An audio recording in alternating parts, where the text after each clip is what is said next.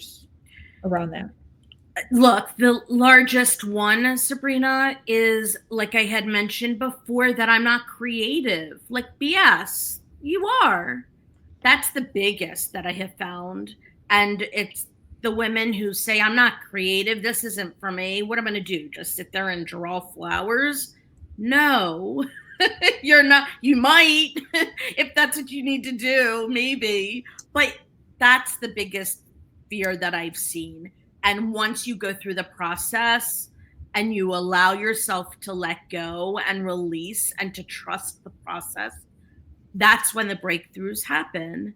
I think that people are so used to being told, you need to speak to a psychologist, you need to do this therapy or that therapy. This has been around, but it has not been in the forefront. I think that as more people are waking up, shall we say, and leaning into alternative options and holistic options, that they see how powerful creation is. I mean, if we look back thousands and thousands and thousands of years, how did people tell stories and do things? It was through art, it was through a process of creation.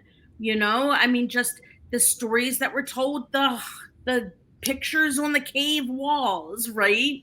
It's all a part of it. I think that people, if you are listening and you're out there right now and you are not thinking that this might be for you, just ask yourself, has what I have done worked? It's good.